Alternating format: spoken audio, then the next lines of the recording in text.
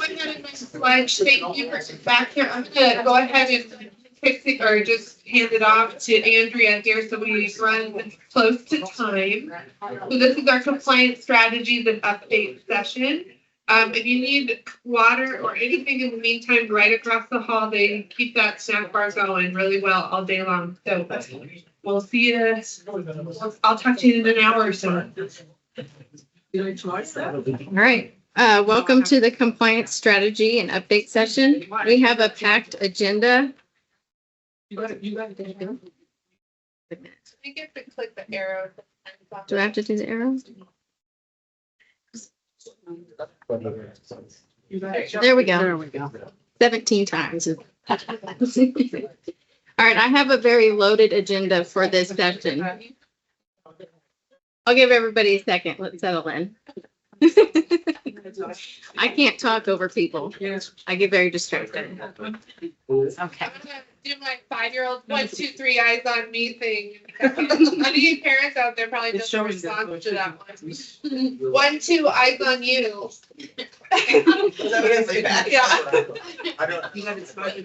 right, go ahead, Andrea. All right.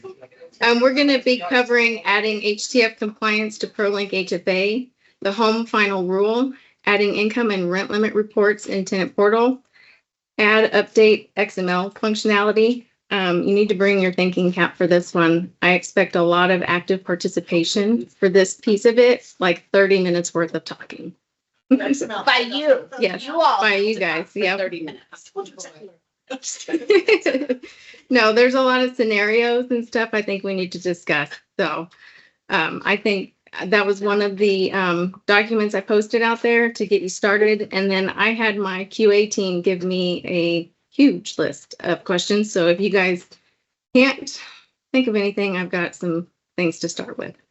Then we're going to talk about XML and zero income scenarios, NAMA XML standards feedback, and if time permits, Kelly's going to go over some multiple low income programs. And the reason that she's laughing is because we won't have time for that. Even though she made me work and create my section, I'm not going to get to talk.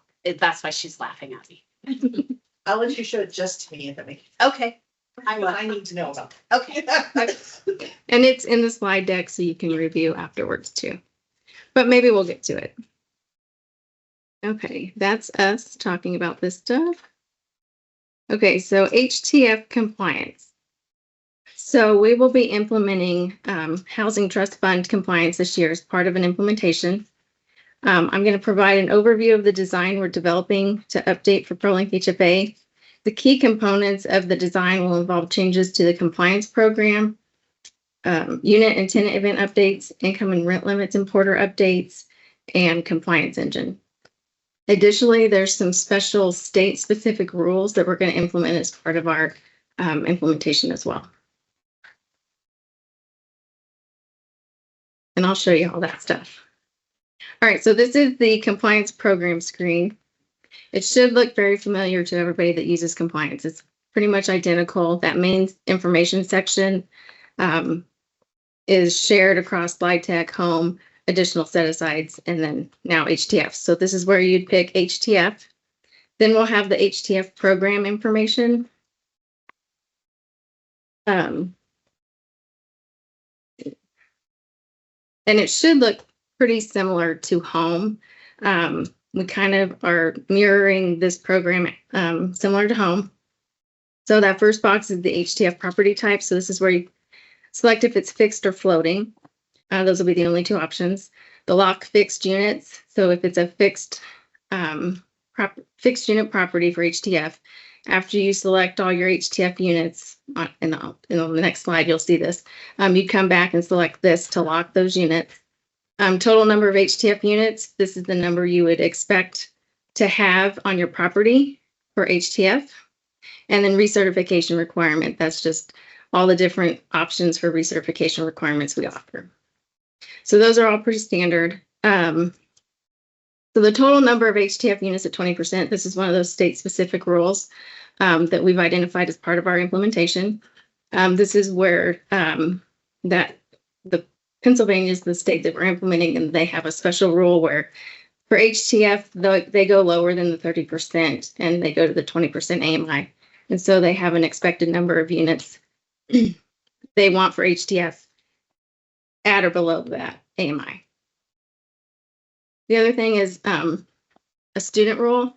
It's actually the LIHTC student rules. But since this is a completely separate engine, to ensure that we're testing a rule within the engine, we've got to create a student rule. So you could actually select none here if you don't want to test it and you have LIHTC on the same unit, you could use the LIHTC to make sure you pass your student rules. Or if you want the HTF program to go ahead and test it as well, you could test it here. And then the transfers trigger next available unit. If you select that, we have the similar option on home and it'll just go through the compliance engine that way too. Okay, so the unit update. So this is your unit screen. This is pretty much identical to what we do with home. So the HTF property type will display here, and that's what you selected on the program of fixed or floating. And then if it's a fixed HTF unit, this is where you would check it. And then, like I said before, back on that programs tab, you would check that to lock your HTF units. I guess real quick disclaimer, these are all mock-ups. This does not exist yet. Tenant event updates are pretty minimal as well. You'll be able to select the HTF program here. That AMI percent, that's the 20 or 30. We're also considering putting a configuration around that, so you can toggle that off if you don't want to use it. And then with the student role, we have that over there as well.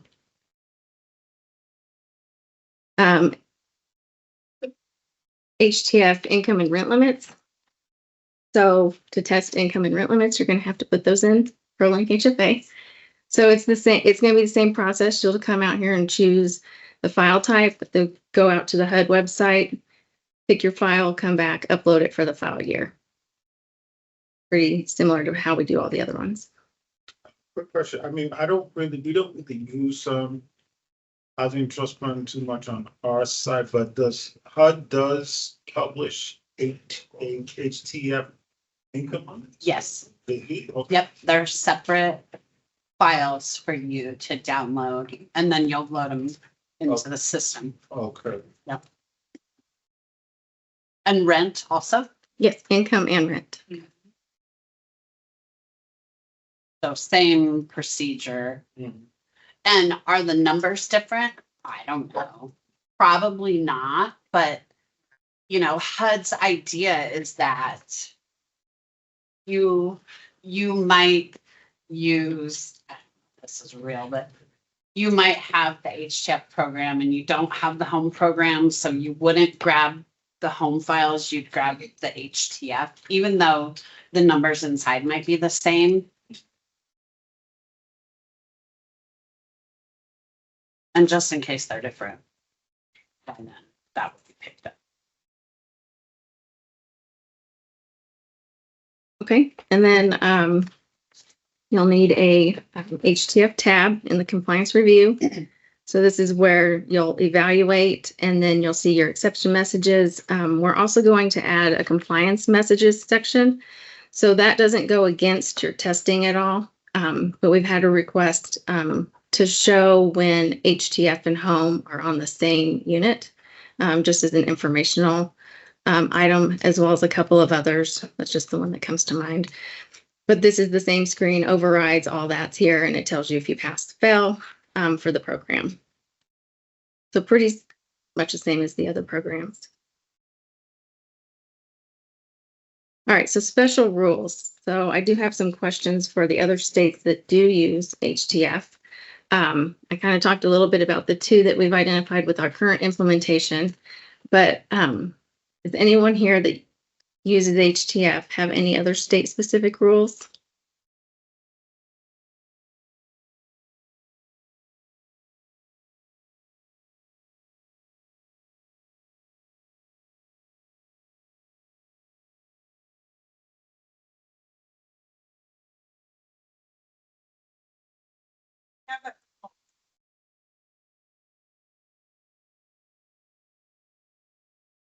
Okay. Yeah, I know. So Brittany, let me ask you a question about that. So if you have a property that has that both, obviously the floating are floating, but the fixed are truly fixed, like they can't switch around with the floating. Like you'd have, these 5 units are fixed. And then there's 12 units that are floating. Okay. Okay, interesting. Does anybody else do that in their HTF program? Do you think now that you know about it, you might? Don't do it. Right. Here's a question. I have a lot of questions about fixed in general. It for all of your programs in terms of fixed, do you tend to stay away from fixed like you do in home? Because it's harder to manage? Yeah. Ish? Yeah. We only fix when we don't have proper units to be able to float. Okay, that makes sense. Foundation, Okay, underwriting. okay, We have a lot of old rehab projects that we're investing money in, they're existing units. okay, right. Different sizes, so they're not comparable. Okay. in size. So you don't even want to let them try because they're just gonna do it wrong. Okay, So our single family is fixed, because okay, obviously you have one home, okay. so it's really, you don't have. That makes sense. Okay, okay. I was gonna ask, is there a scenario where only fixed is allowed in single family? Okay. Is there any, does anybody have a program where you do not allow fixed? Okay, Wyoming's saying yes, we don't allow it. Okay. So there's a lot of variation in that, so we've got to think about all of that and just make sure we're thinking about all of that. And that's just HTF specific, or is it Or also home home? also. That's home. Both. Okay, so does anybody have a scenario where their HTF varies greatly from their home program? Because I know that those two are usually sort of almost identical together. Does anybody have a scenario where they're widely different? I don't see any. Yeah. Okay. Okay, that's good. Makes it easier. Okay, so see. Fixed only. Okay, I think that's all of my questions. Okay, I have a couple other on here. Okay. So I think there's a rule out there that you can count unborn children, or it's up to the state to not. Does anybody not count unborn children for HTF, or do you kind of follow the LIHTC rule and count unborn children? Yeah, count unborn children.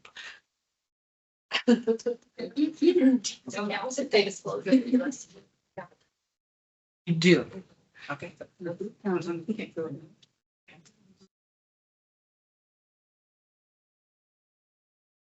I guess the last question I have is, and I have this HFA Institute slide over here. The regulations don't permit the rent to be raised to 30% of monthly adjusted gross income. So the fix the mix thing, it's not in the HTF regulation. But there are exceptions made for federal and state projected based vouchers. So does anybody do that? Do you do fix the mix on your HTF program?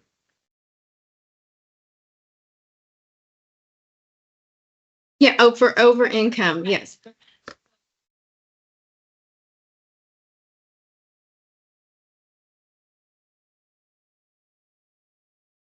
Okay, So I don't, you would require that they stay at that.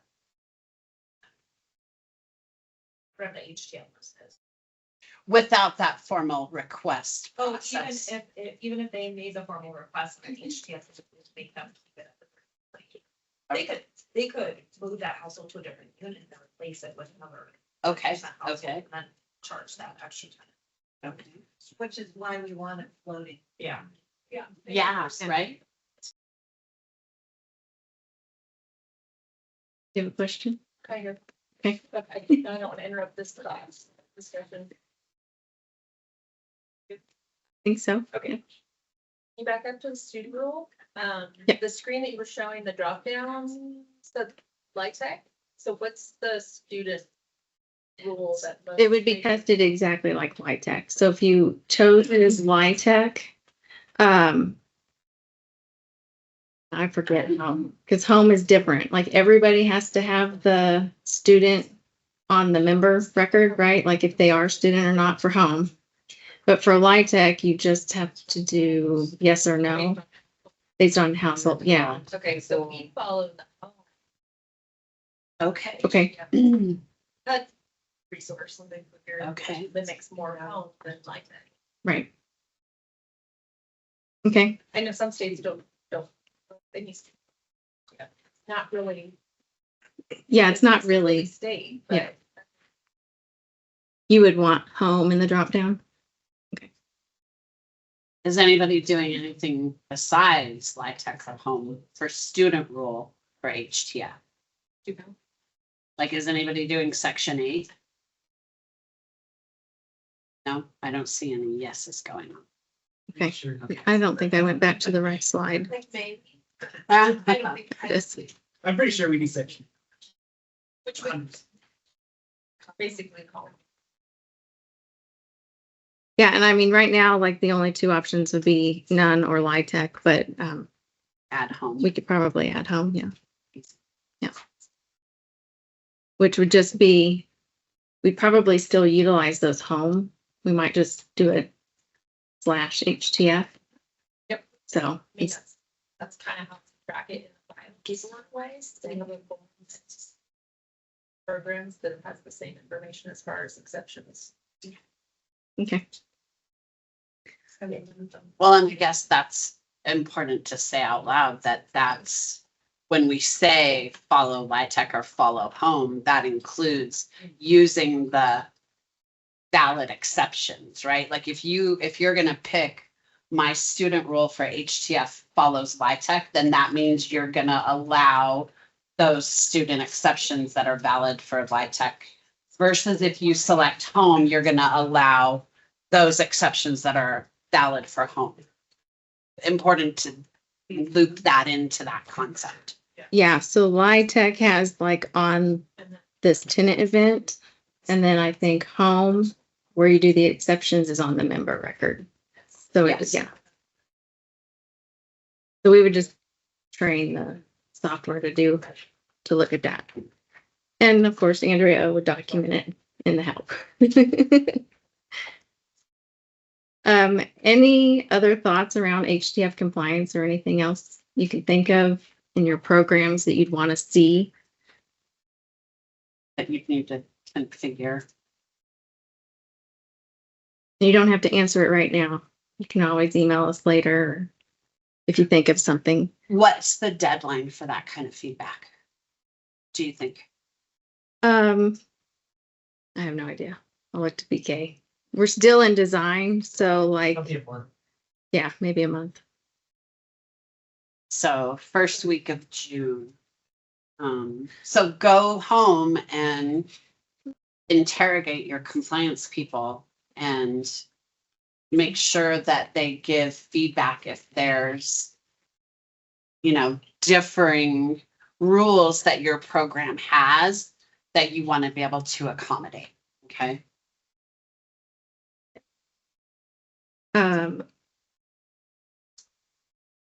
And so we'll be doing a preview doc for this because we are doing this as part of an implementation. If you do, or if you are interested in the HTF compliance engine, then please talk to Bree for more details.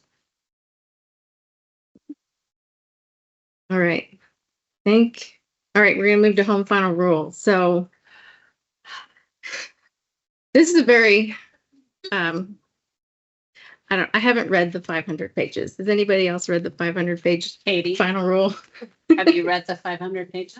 Come on. Yes, you have.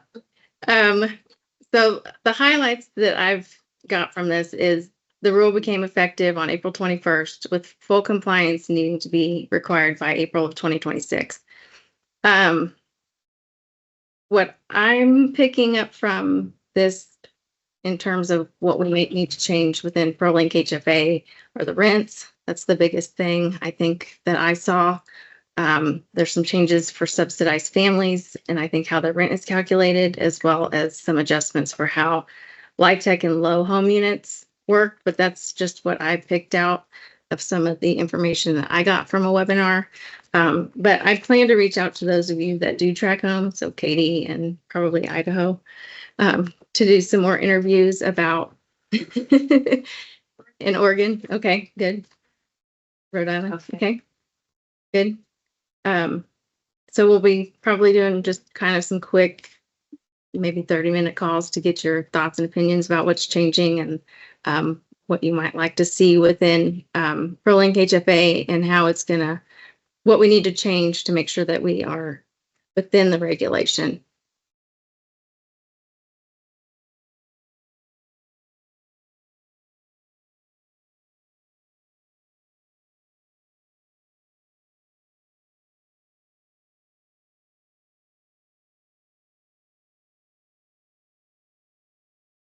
Yes. Yeah, that'd be great. Yeah, if you could share this information with us, that'd be awesome. I like Costello. He gives a lot of examples. I need examples and screenshots. Okay, that's really all I have on home. Does anybody have any questions? It might be a more future idea, but as Jillian said, the people who have home on their property, they're supposed to be requesting rent increases before they implement. And it would be a brilliant thing if we could have something, some fields added so that there was the date of the last rent increase and the amount of the last rent increase. And then the compliance engine could look at that and say, they're out of compliance because they raised their rent since whatever. Okay, and those data points sound like they would need to be in XML uploads as well. You think? Smart docs. You can't do smart docs for compliance. Remember? You know, that's what we've been told, but we were thinking about it. He doesn't like that. That's what that means. Then there would be a record of every rent increase that property had.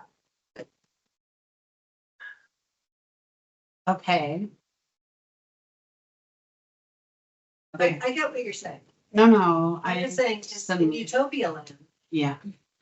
I mean, here's the thing. So, is it okay if I say this? Oh, yes. So, you know, as little as 3 or 4 years ago, when we are trying to make changes, updates, enhancements to compliance, we were handcuffed by NAMA XML, right? Right. You guys can remember me saying that to you. We can't do that because we can't collect the data. Well, now we are front and center. We've got our noses right in the middle of that group. And it's a lot easier to suggest those types of changes. True, Brian Cohn? I'll just make a change to that schema. Yeah, you know what I mean? Right? So, you know, as program changes come or we need to make enhancements, we can modify the XML to capture the information, right? And then because of that group, that triggers the software vendors for the property managers to create those changes as well. So then your property managers can submit that data. So let's just keep heading down that road. If we need more data, we'll just add it to the XML. I don't disagree with that, but that sounds like a long-term solution. And we were kind of looking for a short term, and Laura and I were thinking about adding some UDFs on the custom. You absolutely could do that. And but you can't do a smart docs into the UDFs in the compliance engine.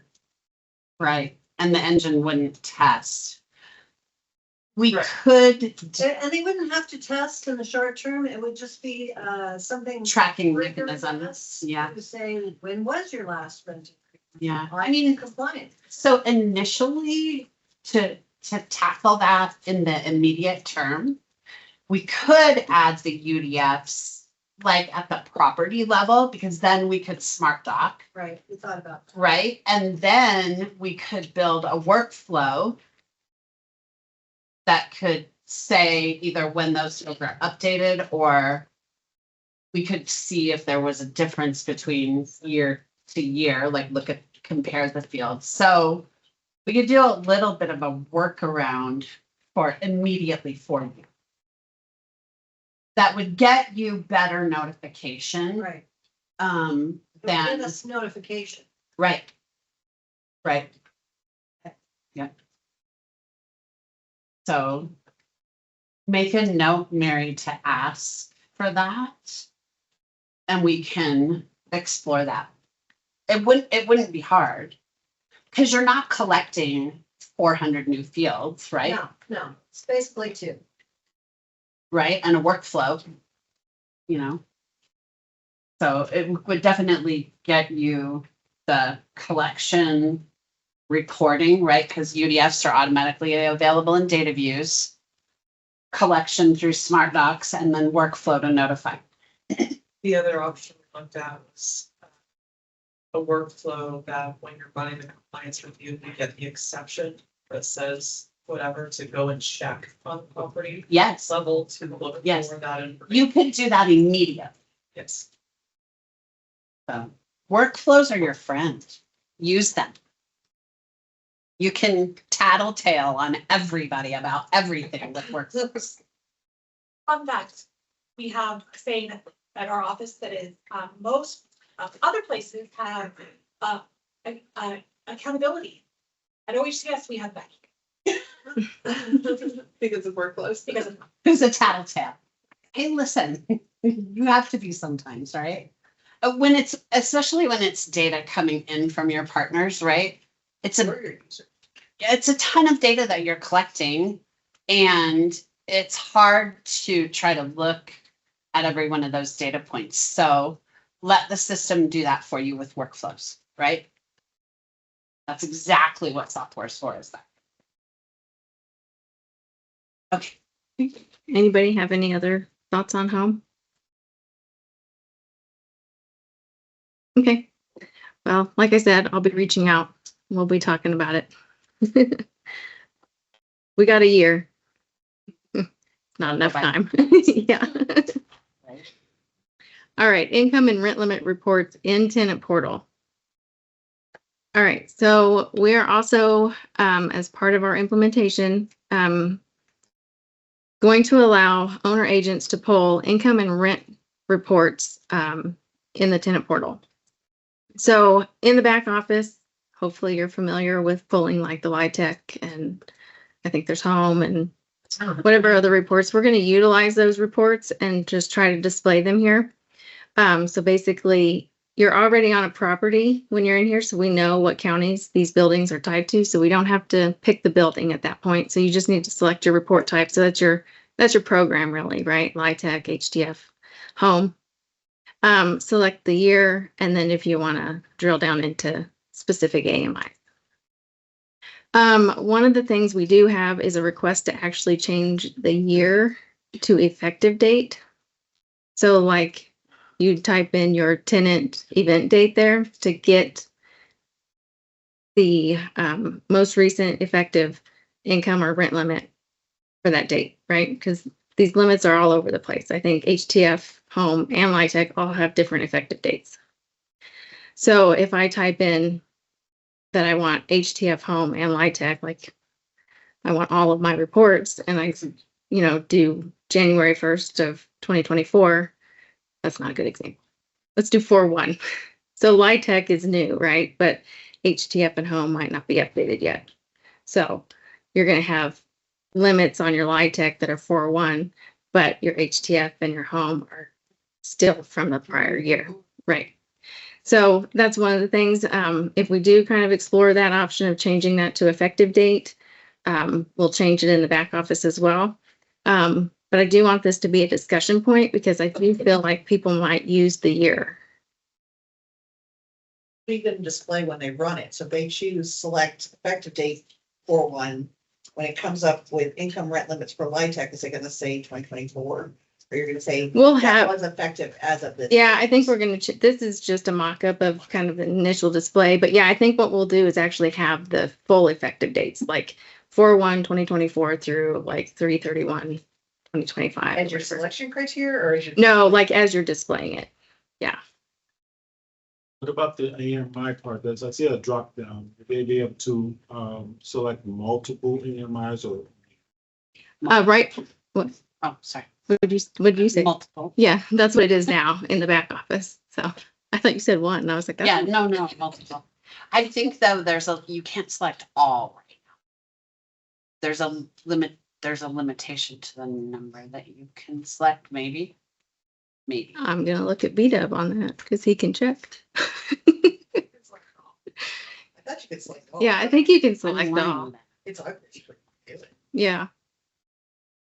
So,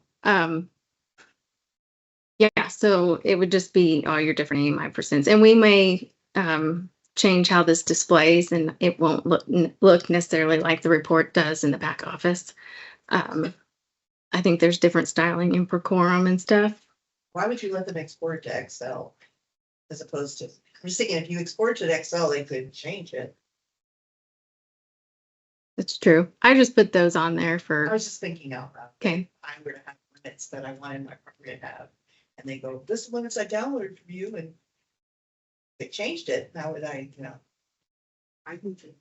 So we put ours on our website, so even if they were here, like our final published limits are all on our site. So even if they changed on a spreadsheet, and sent that to me, I'd be like, no. I know, but you still have to go through the work of the, what did you do, right? We could put a big red X through that. Just that. Export to Excel.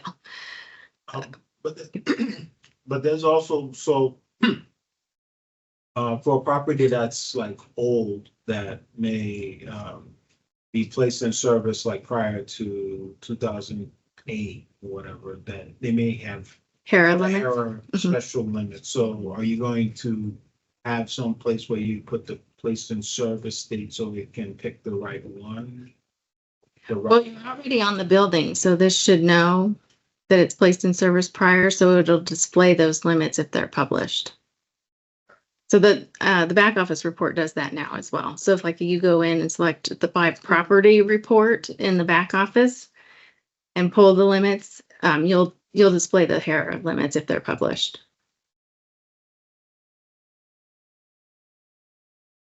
Okay. Yeah, and it would be the same here. You don't have to specifically say, I want HERA limits, because you're on the property and we know the building. Yeah, but I think we've experienced some errors where with not publishing the correct special error limits based on the police and service that I've seen that, or somebody has mentioned that it's not showing the proper income. Meaning it's not showing the HERA limits No, at it's- all, or the numbers are wrong. Showing the it, but numbers it's are the wrong. numbers I think- incorrect. I think the numbers are wrong. Somebody in my office did mention that. Can you But- dig that up? Because here's the thing, so these reports display what is loaded into the system, right? So Put it the wrong.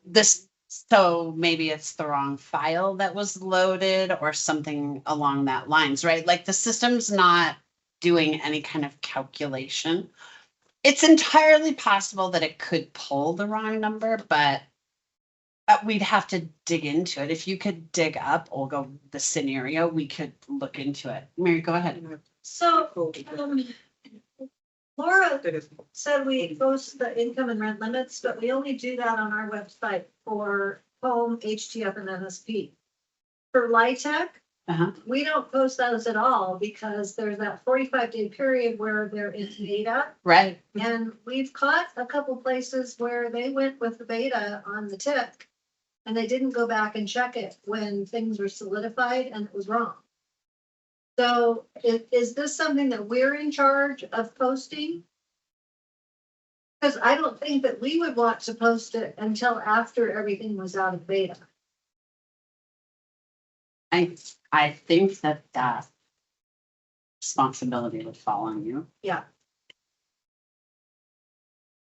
I mean, it's kind of, the whole thing is a little bit of a gray area, right? Because technically, the property has signed an agreement with you that says, I will follow the income and rent limits of the program.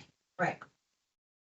So no matter what you publish or don't on your website, they're still beholden to follow those limits.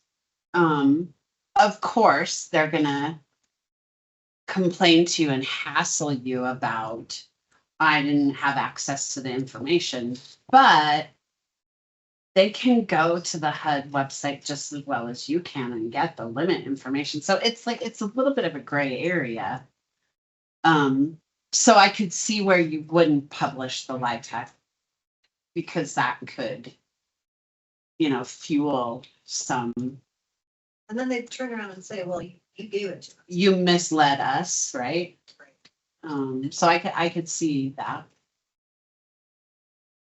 Do you have a question, Katie? I have a lot. And Okay. then- Penny's point, and you guys, we are experiencing some issues with the income limits testing correctly. Okay.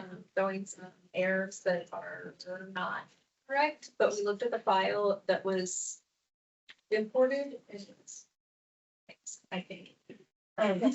So we checked the file that was imported and it does appear to have the correct limits. There is a support ticket, Yeah, I haven't had a chance to look at it. are kind I of know. working through. So I guess I do want to put that out there because that kind of puts some of our processes to a screeching halt because we're evaluating right now. And if it's not checking accurately the income limits, then we want to wait. And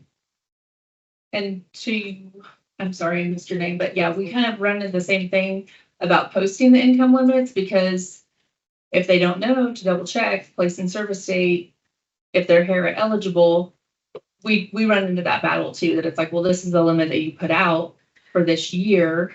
And if they don't understand, to go back to make sure is that the one they should be using? So I'm not sure of this concept having that available to them. I mean, we can always make it a configuration setting where you can turn it on for them or leave it off.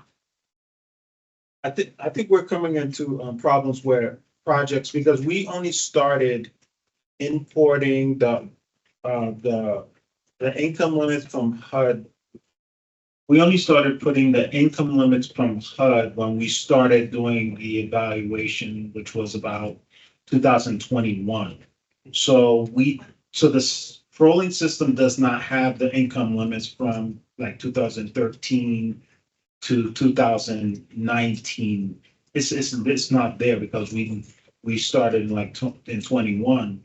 So if they have a project that was placed in service, Prior. prior, if the income limits went down, they were still able to use the higher Right, income limits, but ProLink doesn't recognize it because that because they're not there. higher income limit is not there. You could load the older limits.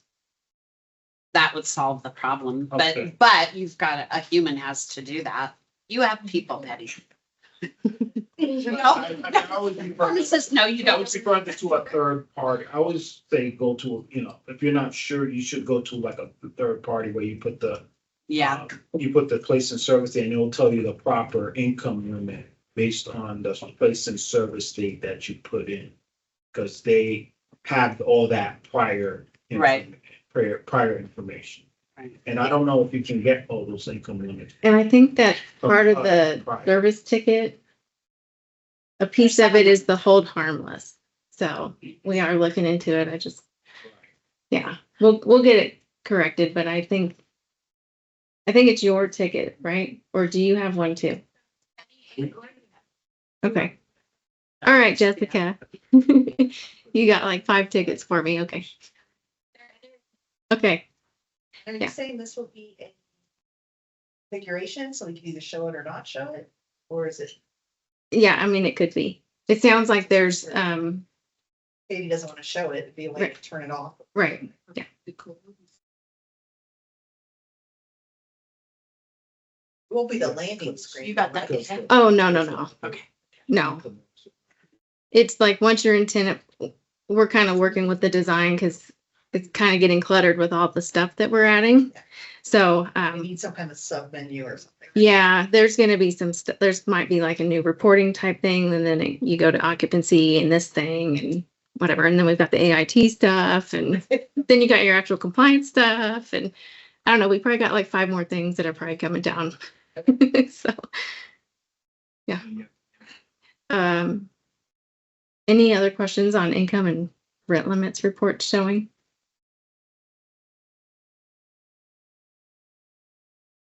Okay. All right. So this is the prime event or prime topic for this session. So currently the XML process for loading tenant events, the tenant data is replaced upon every upload. We don't really allow monthly uploads for it. If you do it monthly, you're basically replacing all of your data from the beginning of the year. You've got to combine XML files for an entire property. So if you've got multiple buildings and you got to group them together. And then if you go in and do any manual updating, anytime you load a file, all that data is wiped away. And then right now transfers cannot cross compliance periods. So if your compliance period ends on the 31st and then you have a move out and then a move in on 1/1, you get an error right now. So some of the future things, so for every bullet point, we have hopefully an answer. We're hoping to implement a separate delete function. I think right now our initial thought for design is that it would be a complete delete. So, and it would be controlled by a priv. It would have to be somebody that could do this.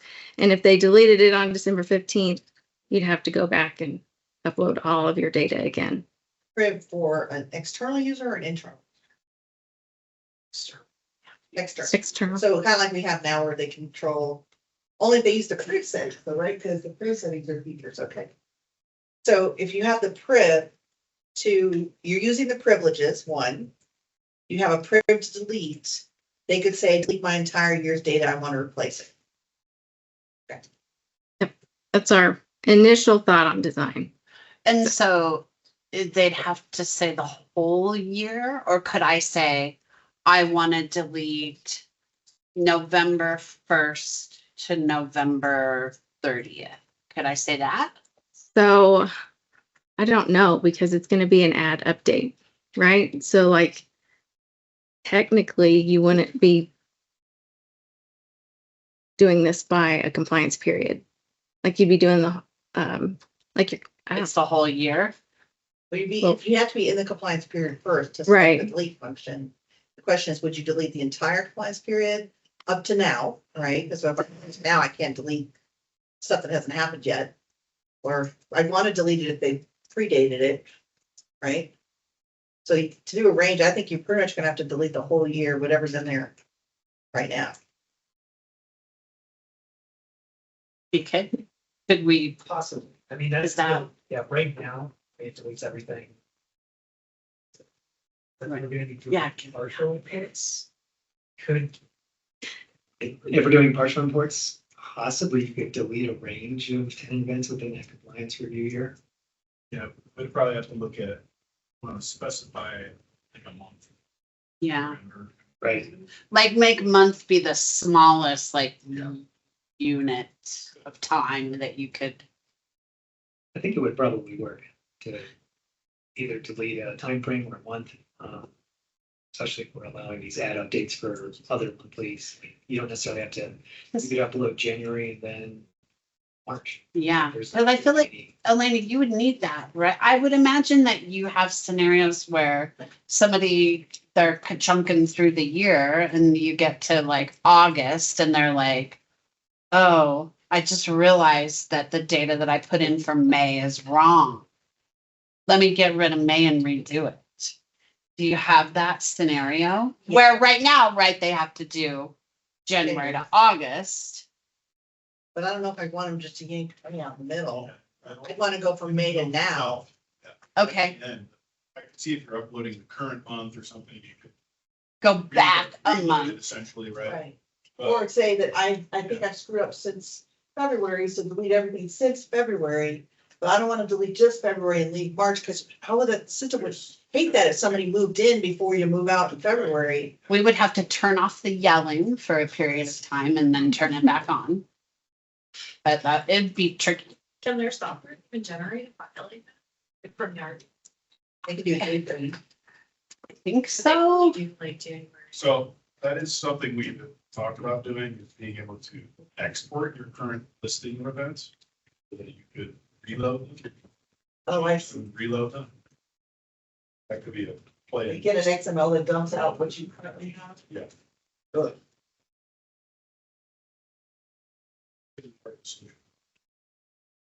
Okay, so maybe, so BK, write these things down because I'm running my mouth. So I think we don't want to do like a month in between. Right? That'd have to be the end month, right? I'm not sure how you can do that. But it's, Yeah. right. Right. So we're saying, no, we can't do that. Well, I'm saying you probably have to. You have to be able to support. Because you could have one bill. Other bill. 6 months worth. Oh, you mean if you're doing by building XML files? Mm. But would this delete function It be by basically building? layer those tenant events into. Which, I don't think this delete function shouldn't be by building, though, it should be by property. So if it's the nuclear option, I'm saying I hate everything, dump it. Yeah. Right? Yeah.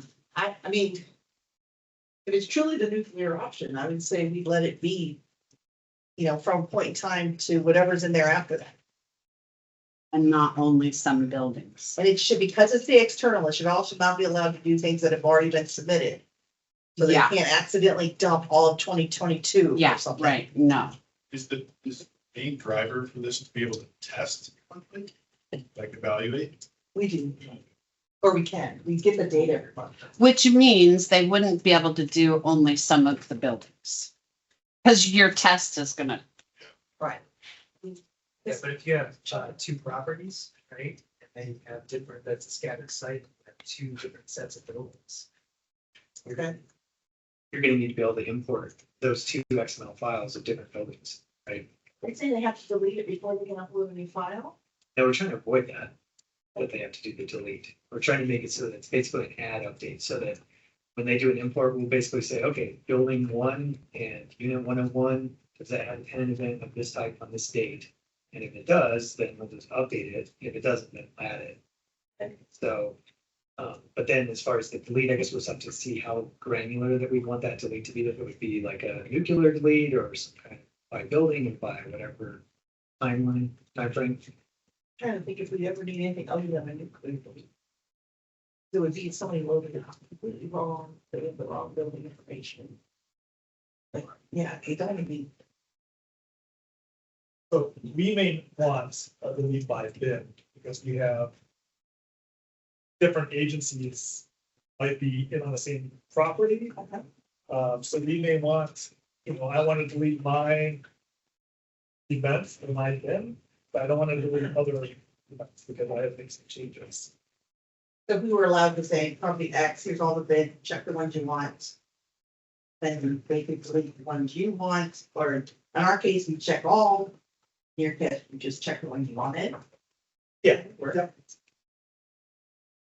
And on that delete, would you want to delete everything that's been entered for that compliance period, or do you want any more granularity in that delete? I would say there's everything for that bin. Start date. You have to start date. I would like a start date. So like, I think Well, January, that- February that's is fine, but I think March onward, part of it. I don't think we care about, our start date sounds like a compliance period. So you always pick January. Yeah. But I I'm think looking at children that, object. Well, I mean, like owner agents, they might have different start dates. Oh, okay. she likes Yeah. with a start date, everything after in that same compliance year. But I don't want it to go through today because if you front load, that all the way through the end of the year.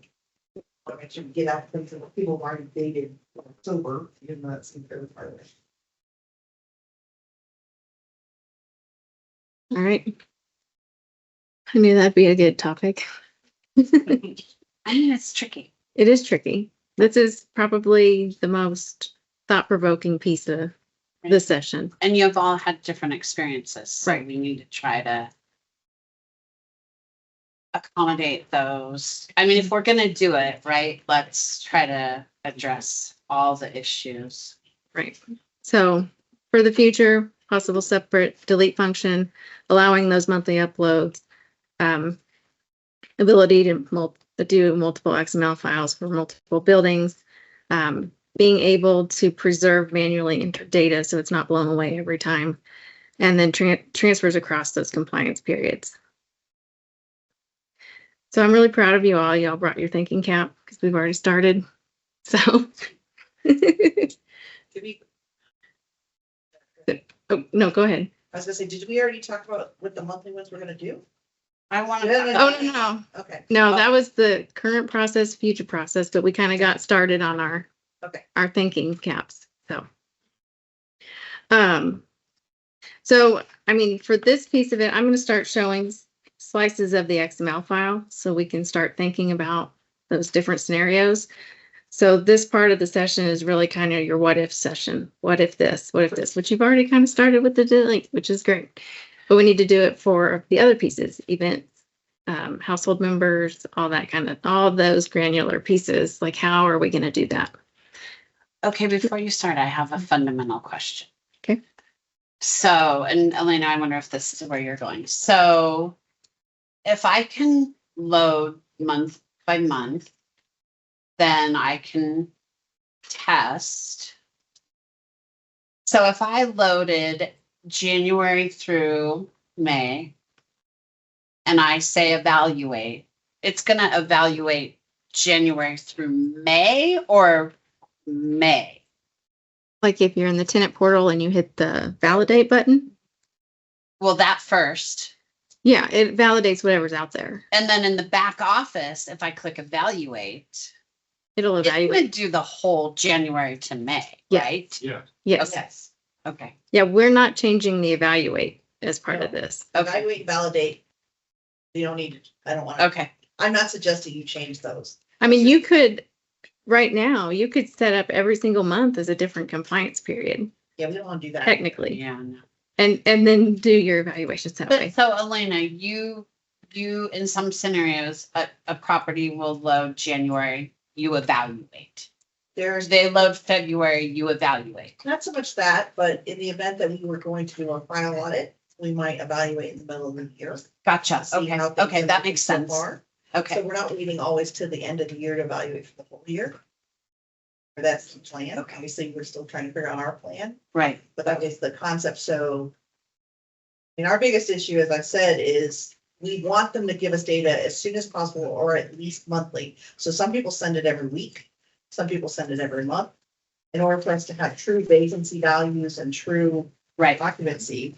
So, and then we have partners that want to know things right away. Right. So we just want to be able to ask them to load it and not ask them to always go back to January. Because then everything they've fixed or we worked out, Right. especially if they have to manually edit the file because of other problems.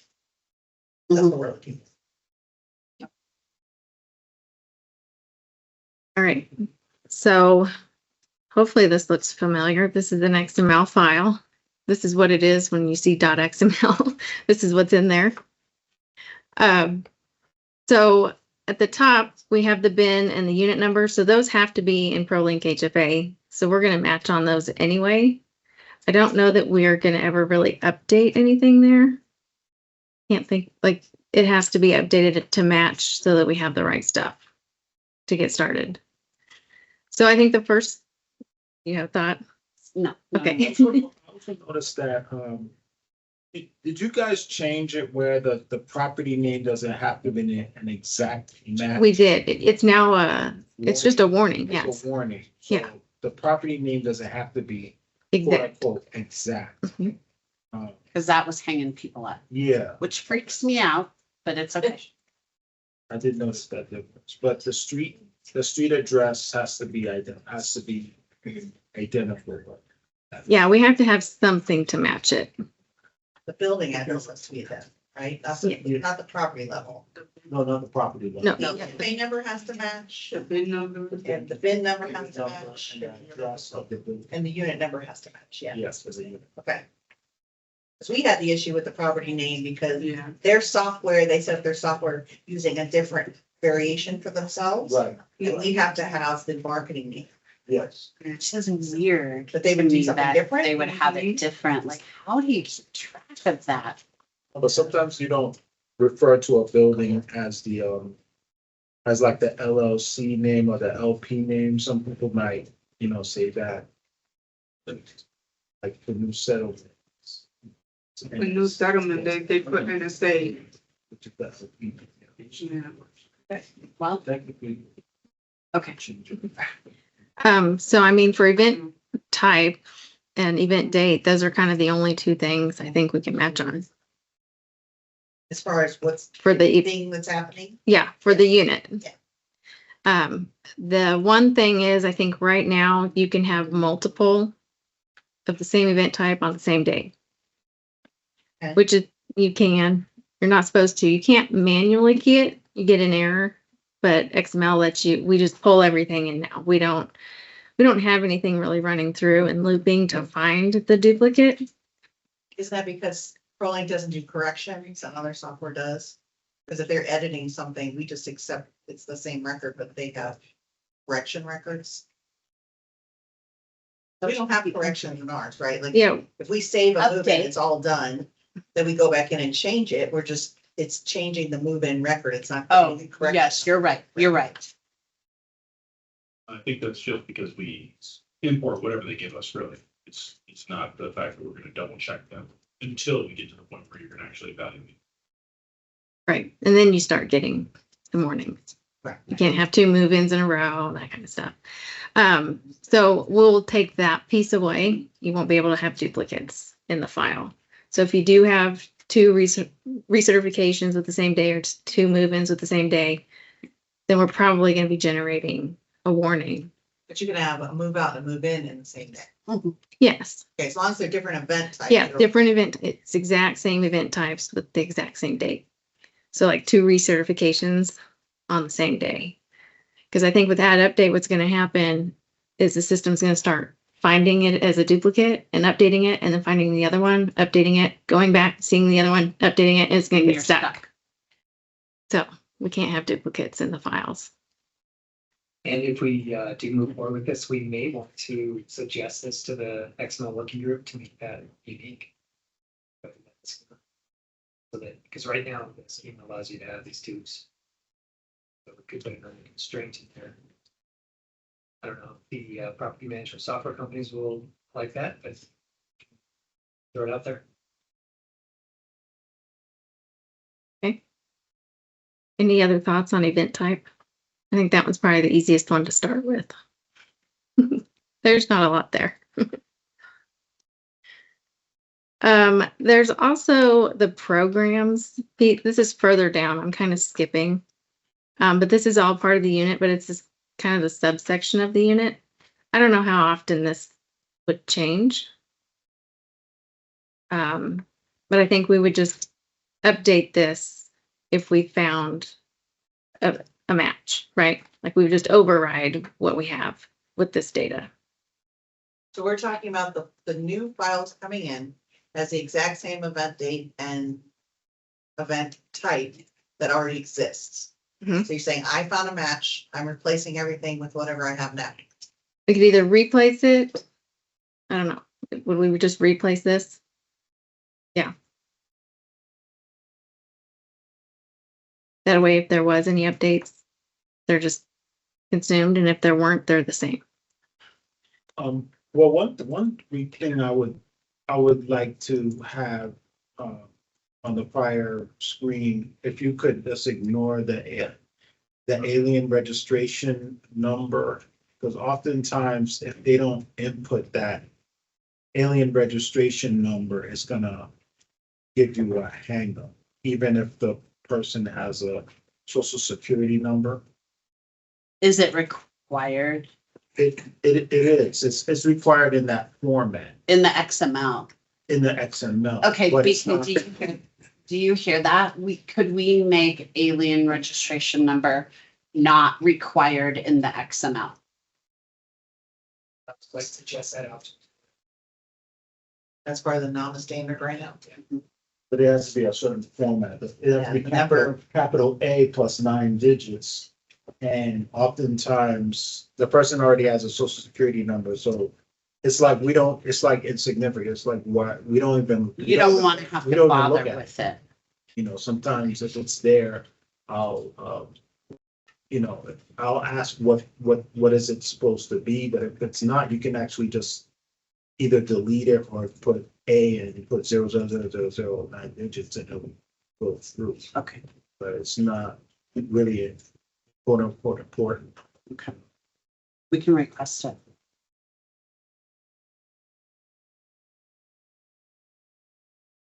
All right, so head of household and member records.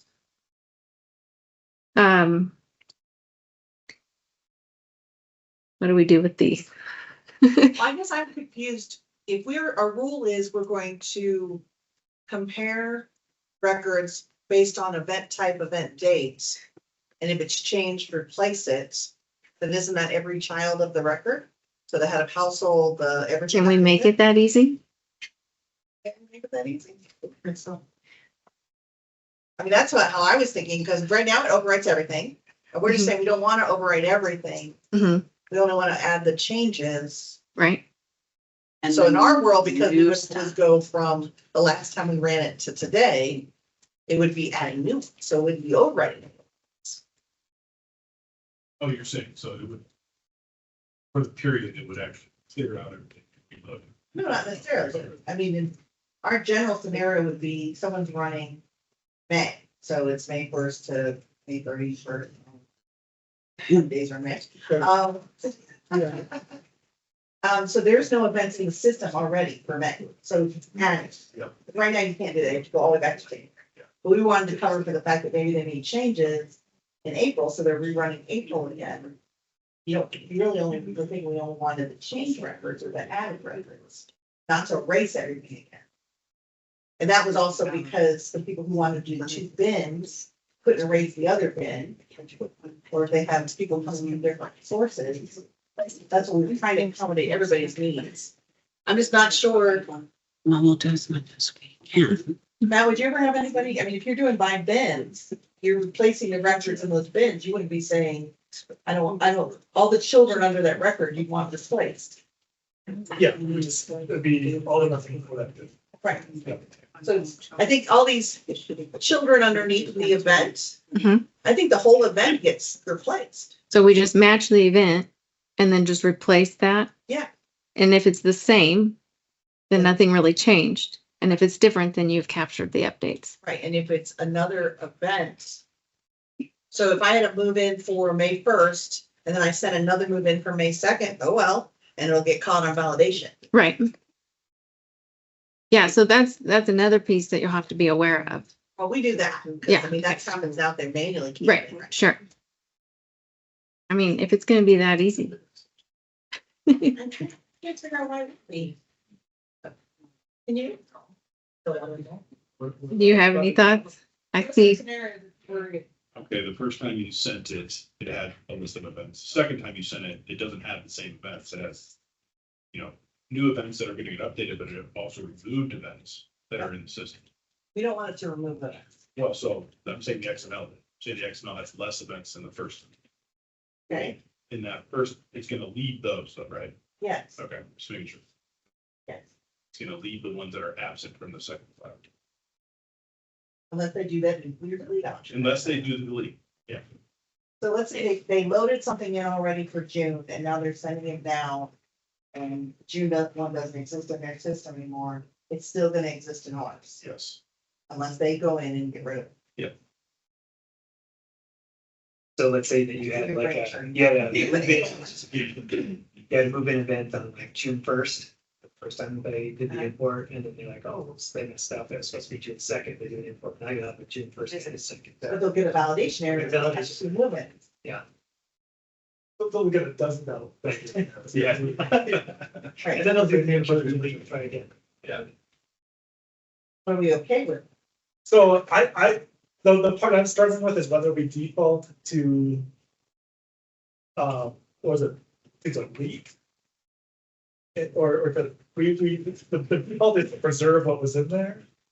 Because that's a lot different, because right now it's delete everything. Right, no. In the new world. The new world would be to only add or edit what exists, don't delete it. But I mean, for 98% of our folks, that's gonna be something new they have to learn, because now if they do that initial submission, they make some event date changes, and then they resubmit, then they get more errors than they had before. I think for us, it's gonna be easier if we make that, we keep it as deleting everything, and then you have the option to amend. I like the delete and replace a time period that's already been updated, that's been inserted at one point, but you get append to the end. That kind of seems like it's solving, if you're talking, Yeah, I yeah, get what you're talking about, but in the scenario where you said they want to go back into April, you almost have to tell them. Reload. Yeah. But that would still let us cut off at a different point, not all the way to January. Sure. Okay, but what if you had, the scenario, you had a property that actually you got two XMLs on it, right? So now you already looked up the real page, how do you know Which one's to delete back? Well, that's where we wanted to do it by bin, Yeah. but But you're still saying that the file wouldn't cause this delete, we have to use the delete functionality first. To delete what we want rid of, and then we would reload a file. I mean, our main goal is to build it, right? So that's our main, And that's sorry, you're pending by date or pending by bid. right, and I think Betty's pending by two different vendors coming in at the same time. yeah. In our, in the New York situation, is it, is it by bin? I know Betty's no sense. Sorry, give me that. So you were the one who had two different vendors sending in files, right?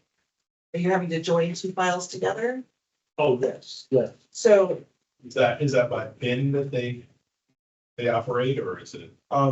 Yeah, sometimes it's by bin, sometimes it's a scattered site, but in their system, they refer to these different scattered site as, different projects. But they, in the regulatory agreement, they kind of been all combined into like one project. So oftentimes their files are in the Yardi or Real Page or in different files, whatever, but sometimes they just ask. But it's in your back office, it's one. It's one, yes, it's one file, so you kind of, someone, I think Sarah taught me how to combine them, you pretend, you combine all the bins together and pretend and make it manipulated, so it's one. Yeah. Project. But in your back office, the things that are importing, is there any separation in your property anywhere, delineation, just bin or could it be not bin? I don't know. even on location level or? No, it's usually the thing. The bin. It sounds like the same kind of situation that we deal with that. Yeah, usually the same. You as well? Yeah, we combine XML through separate sites in the same way. Okay. And it's your separated by bin. Okay. So this will solve that. Yeah, so True. I think as you import, and I don't know, back and forth this idea of the delete, but you could, you could specify on it, or, just a checkbox, hey, delete it. Same. The same bin or whatever, whatever. But I think we're, Cause then, I mean, I don't wanna go down the children of the record. I mean, it's a. That's gonna be too hard. Yeah. Just replace it. Well, okay, so that's what you kind of need. Is there anybody that knows that they need to go down to this child level? Or you think that you do, or you don't want to think about it? I think, the one use case I heard there was like for HOTMA. When you're making manual updates to the child, like asset records or something like that, and those get all deleted, then you gotta do all that work again. That's, Well, you wouldn't, but you would, you wouldn't get deleted unless you send it back and it's different. But that date, I mean, that. if you find a match and you don't do it, we could put, we could also put like text on the import to like, if you're importing something that is already, there's already data for. Okay, you do that, or I'm sure you must do this, some stuff like that, some checks. Blow. Change the asset types or whatever. Yeah. any of the child, if we're just saying that if we find it, just delete all the child stuff in place. Like if there was any manual changes made, You're gonna lose you them. would lose Right. that. That's the update, so for the update, it would. But some of those are hard. I mean, Andrea has some screenshots of those too. There's not a lot of data to go on. You can see if it's something that you should keep or delete. Like, Yeah, but then you're asking the property owner, manager, to know unit by unit, event by event, what they want to do, and I'm not sure that's. we would, I think the goal would be to preserve whatever they've already done, not make them do it again if they're doing it like works every month, for each month. That would be. So, Oh, my brain. yeah.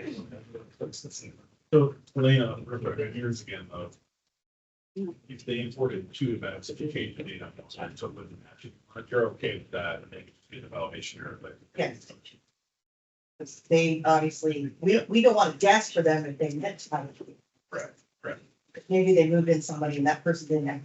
Right, which is exactly why I think it lets you do the same right now. You don't know what you meant. So, But let's say they loaded everything for last week.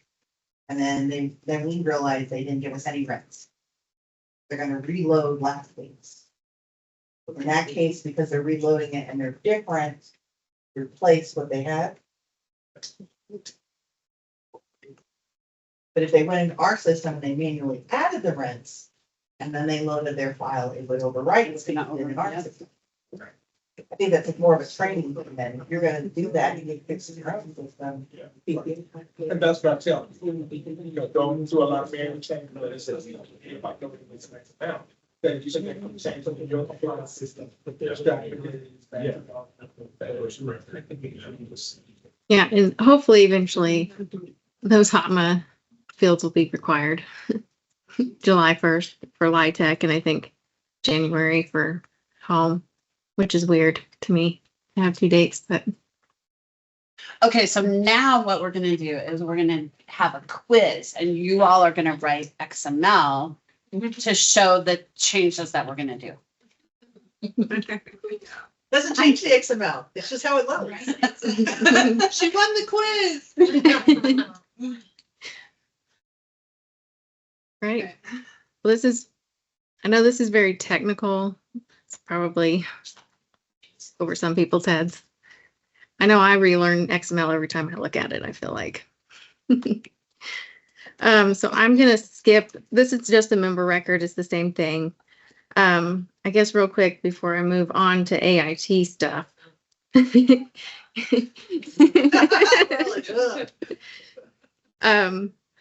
Any other thoughts, BW, BK, do you guys have anything on some of this, what we've talked about?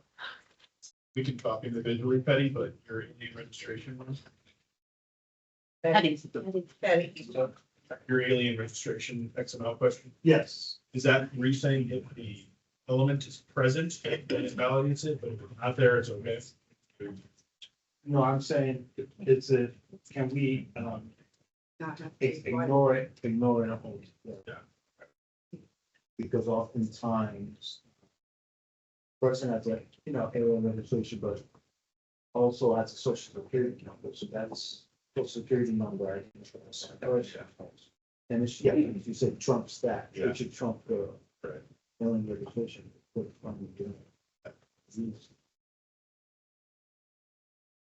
So, yeah, one more thing in the new world, so right now it'll say how many events were imported.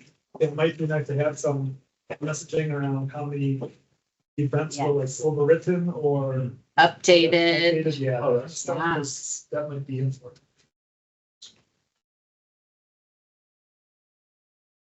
All right. Any final thoughts for the new world Before AIT. before AIT? Because yeah, this is also a brain teaser. All right, so there's a couple different things with AIT. First of all, you can import AIT data only. You can specify that in the XML file that you're only importing AIT data. Right now, you can specify that. Yes, that is part. You can have an AIT only file, which that attribute is then set to true. I don't know how many people have done that, but it is available. The other is set to false. This is probably more common. So this is your tenant events and all your AIT data together. So this is actually, I'm going to look at VDub. This is in prod. This is how it works now. And I don't think we're going to change this.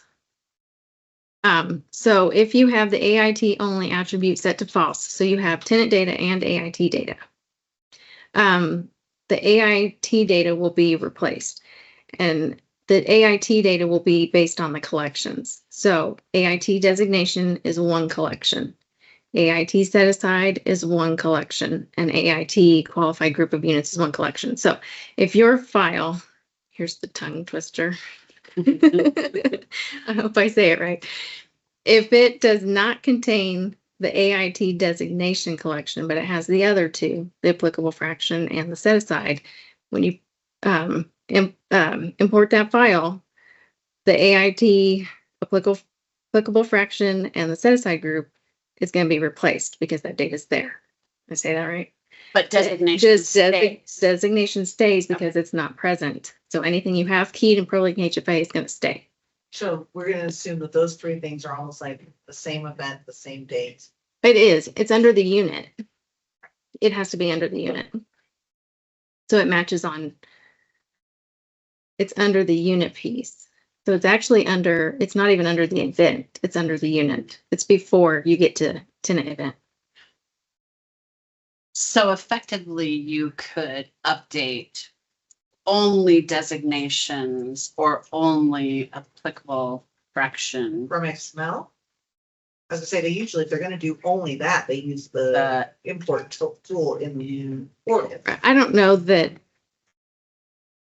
know how likely these scenarios are, but this is how it works. So it's basically if you have AIT data and your tenant data in the file, it's all going to be replaced for the AIT data. If you have that attribute set to true where you're importing AIT data, it's always going to be deleted and replaced. So even if you don't send in designations for a unit that are there in ProLinkHFA, it's all going to be deleted. If you have that, if you just send in a file with AIT data, it's basically going to replace your AIT data unless it's finalized in a review.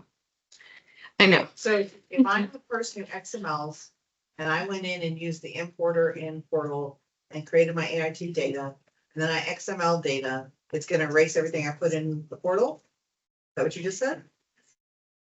If my XML file had the attribute function in it? To true. Well, if you're only importing AIT data, if you go do the Excel version where you're doing it manually, Right. and then you come in and do another AIT only file.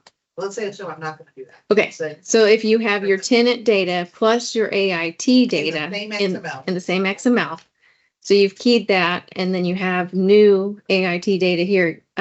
Yes, it's gonna replace your AIT data that you keyed.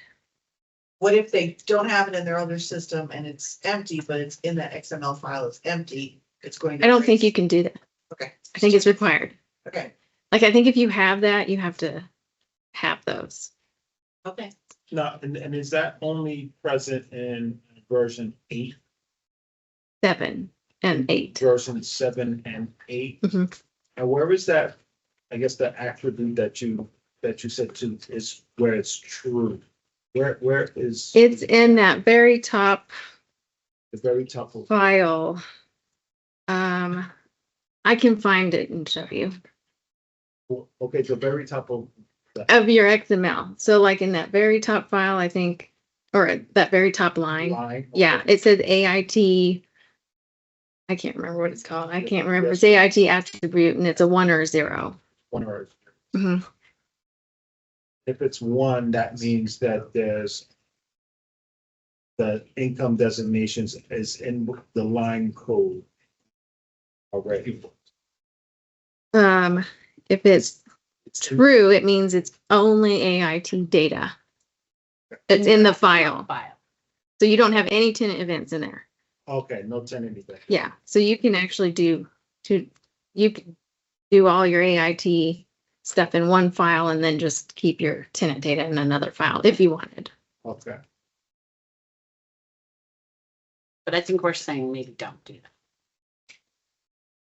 I mean, it probably makes sense to just do it all together, tenant data and AIT data.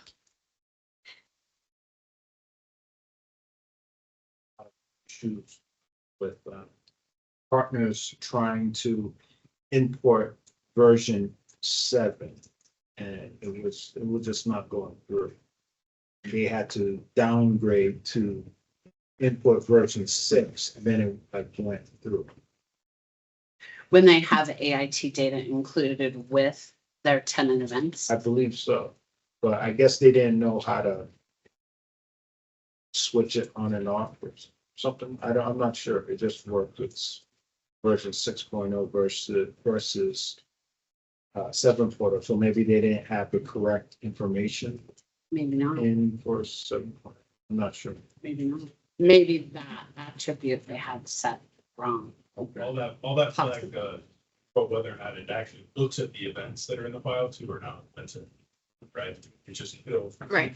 Then that's what it had to be, Petty. They probably had that attribute set wrong. Okay. Then it'll ignore the events. I think beat up is what you're saying. So that's sounds like that would be what is happening. And if you can find an example, we can take a look at it too. Yeah. Okay.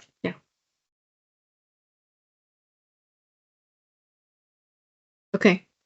I have a lot more of my novel left. I'm just going to quickly highlight these. These are the different collections, I think. Hopefully that makes sense, but that's the AIT designation collection, the set aside group collection, and the applicable fraction group. I guess just last thing with this, for the future, and I think we've already kind of touched on a lot of these, is more for best practices for add update is to make sure, that we validate as we go, and correct any errors and warnings when you get them. Kind of like those, all the different types of things that pop up. It's probably easier to fix those as you go versus in March or whenever you're trying to clean up. And then obviously utilizing the latest XML NAMA version. And then we're always updating the tenant portal help for those troubleshooting errors. So anytime we get new errors that we're seeing all the time, we add it and try to give some information on how to fix it. So feel free to utilize that help. So I do have a lot more, but I'm out of time. So compliance is a lot, so we could talk about it all day, I'm sure. So 15-minute break. And then when we come back, Inspire. Go to your last, this is your last slide, closing slide. Yeah, can I skip there? Oh, I see. I'm aware. So for follow-up on what we didn't get to, what's the plan? We have a plan for that. Brian Cohn? Okay, for the pieces we didn't get to on compliance, what's your plan to share that information? What else do we have left on the? That's that. It's just informational stuff. I mean, it can be looked at through the slides. Okay, so you'll get it tonight then. Refer back to the slides and reach out to us if you have questions. We'll take a 15-minute break and be back here at 2:45. Thanks, guys. For not